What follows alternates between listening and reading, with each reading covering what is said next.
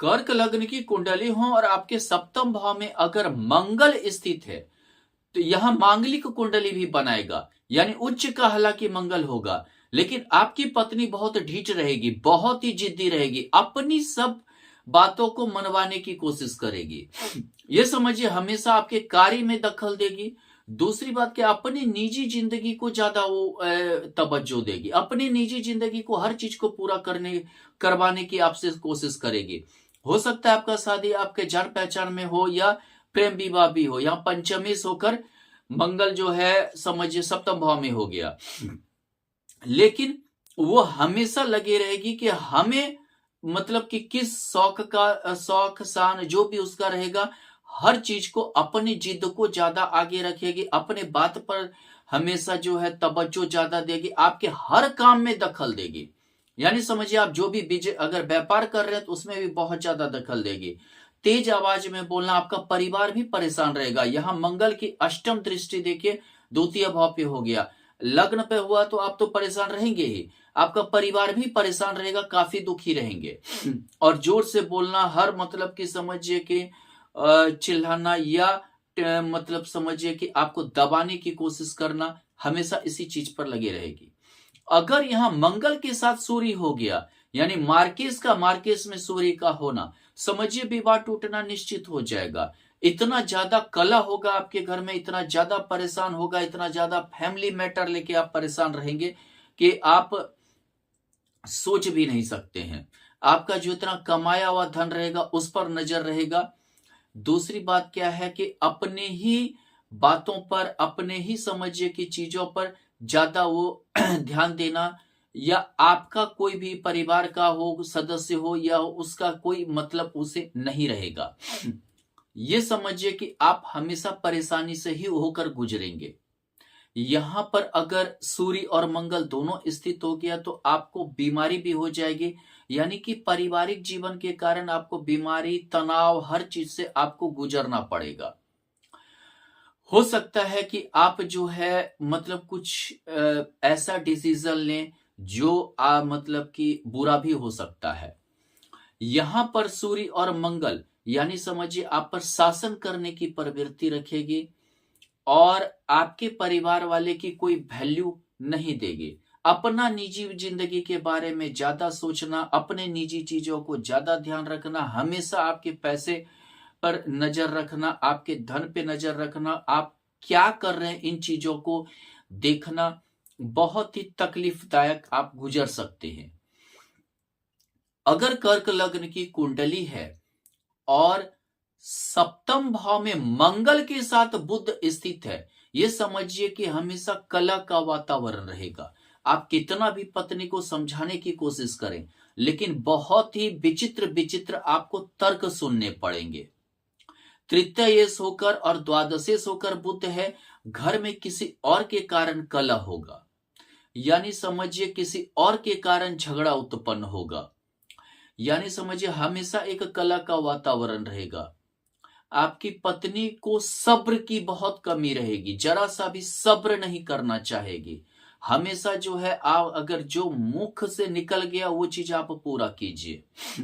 दूसरी बात एक होता है, बहुत बार दूसरे के कारण कलह होता है। आपका हो सकता है परिवार के किसी अन्य सदस्य के कारण कलह उत्पन्न हो गया। मान लीजिए कि आपके काम धंधे के कारण कलह उत्पन्न हो गया, यानी हर चीज में दखल, हर चीज में कलह का वातावरण रहेगा। यहां पर मंगल बुध यानी आप मतलब कभी कभी बहुत ही डीप सोच की ओर जा सकते हैं। आप यानी पारिवारिक मैटर के हिसाब से समझिए कि बहुत ही डीप सोच की ओर जा सकते हैं, आप डिप्रेशन में जा सकते हैं, आपको एक विचित्र विचित्र सोच टाइप का आ सकता है। इसी के लिए ये वैवाहिक जीवन भी अच्छा नहीं गुजरता है। वैवाहिक जीवन बहुत ही खराब गुजरता है, बहुत ही बुरा गुजरता है। अगर मान लीजिए कि यहां पर अगर कर्क लग्न की कुंडली है और सप्तम भाव में मंगल के साथ अगर शुक्र हो गया, ये समझिए शुक्र मंगल के साथ शुक्र होने से आपका एक चीज तो अच्छा रहेगा, हालांकि पत्नी थोड़ा रोमांटिक मिलेगी, पत्नी थोड़ा रोमांटिक मिलेगी, खर्च करेगी, महत्वाकांक्षी होगी, थोड़ा महत्वाकांक्षा तीव्र होगा, थोड़ा इच्छा बहुत ज्यादा होगा, खर्चीला प्रवृत्ति हो सकता है। और इस खर्चीलेपन के कारण थोड़ा सा आप परेशान हो सकते हैं, लेकिन आपको घर द्वार गाड़ी घोड़ा या ये सब का योग रहेगा। आपका निजी जिंदगी और सार्वजनिक जिंदगी जो है ये दोनों थोड़ा अच्छा हो सकता है, शुक्र के कारण थोड़ा सा अच्छा हो सकता है। लेकिन मंगल और शुक्र के कारण क्या होता है कि वैवाहिक जीवन में सब्र का कमी, पत्नी में सब्र की कमी होना, यह समझिए कि कभी कभी जो है लगन लक्षण थोड़ा खराब होना, दूसरे से जल्दी घुल मिल जाना, दूसरे के प्रति तुरंत आकर्षित हो जाना, इन चीजों से आप परेशान रह सकते हैं। इन चीजों के कारण आप काफी दिक्कत में रह सकते हैं और यही चीज आपको थोड़ा सा परेशानी का कारण बनेगा और इसी चीज के कारण थोड़ा सा आप परेशान रहेंगे। बहुत बार हो सकता है कि आप इन चीजों को नजरअंदाज करें, लेकिन बहुत बार ऐसी ऐसी घटना होगी जो आप नजरअंदाज भी नहीं कर सकते हैं, ऐसी दिक्कत होगी। अगर कर्क लग्न की कुंडली है, कर्क लग्न की कुंडली है और सप्तम भाव में मंगल के साथ अगर गुरु स्थित है, यानी नीच का यहां गुरु हो गया, ये समझिए कि आपकी पत्नी में कोई संस्कार नहीं पाया जाएगा। भाग्येश होकर गुरु, यानी कि आपका एक तो जब से शादी होगा भाग्य ही डूब जाएगा, यानी भाग्य ही समझिए कि आप भाग्यहीन होकर बर्बाद ही होने के कगार पे होंगे। आप कई बिजनेस खोलेंगे, विवाह के बाद कई बिजनेस खोलेंगे, लेकिन सब डूब जाएगा। दूसरी बात क्या है कि आप हमेशा रिस्क लेते रहेंगे, ये बिजनेस करें वो बिजनेस करें, इसकी आप मने परेशान रहेंगे। और ये समझिए कि विवाह के बाद हमेशा आप आर्थिक परेशानी से जूझते रहेंगे। यहां एक तो नीच का गुरु हो गया, मांगलिक कुंडली हो गया। दूसरी बात क्या है कि आप हो सकता है कि प्रेम विवाह की ओर जाएं और उसमें बहुत अड़चन के बाद आपका प्रेम संबंध जो है कुछ कायम हो सके, विवाह हो सके, लेकिन आपको हो सकता है अपने जीवन स्तर से कहीं नीचे जीवन स्तर की लड़की मिलेगी। यानी आप प्रेम भी करेंगे तो ये समझिए, यानी तो वो लड़की जाति में नीचा होगा या जीवन स्तर में नीचा होगा, जिसका लो कैटेगरी का जीवन स्तर हो। आपसे ऐसे कोई लड़की से प्रेम हो जाएगा, उससे शादी होगी और आपका भी जीवन बर्बाद होने के कगार पे हो जाएगा। यहां थोड़ा सा लड़की समझेगी नहीं, यानी कि एक समझिए कि आपके कई चीजों को वो नहीं ये समझ पाएगी, जिसके कारण से काफी दिक्कत, काफी अड़चन से गुजरना होगा। हालांकि आपकी सेवा करेगी, जो भी है सेवा की भावना रहेगा, लेकिन जो है कई जगह आपको भारी मुसीबत का सामना करना पड़ेगा। अगर मान लीजिए कि आपका कर्क लग्न की कुंडली हो और सप्तम भाव में मंगल के साथ अगर शनि हो गया, यानी कि यहां सौगरी शनि हो गया और यहां पर देखिए तो उच्च का मंगल हो गया, आपका वैवाहिक जीवन को बर्बाद ही करके रहेगा। आप केस मुकदमा इन सभी चीजों से जूझेंगे, आप उनके रिलेशन से परेशान रहेंगे, आप अपनी पत्नी के रिलेशन से परेशान रहेंगे, व्यवहार से परेशान रहेंगे। ये समझिए द्वंद्व योग के कारण जो है वो कुछ समझने के लिए आपकी बातों को तैयार नहीं रहेगी। आप कहेंगे कुछ लेकिन वो अपना तर्क कुछ और लगाएगी। यहां पर अष्टमी से शनि होने के कारण कभी स्थिरता नहीं रहेगा, कभी आप दोनों में स्थिरता वो नहीं बनेगा। यहां पर देखिए तो शनि की दशम दृष्टि चतुर्थ भाव पे हो गया, यानी कि निजी जिंदगी आपका बहुत ही खराब गुजरेगा, निजी जिंदगी में स्थिरता नहीं आएगी।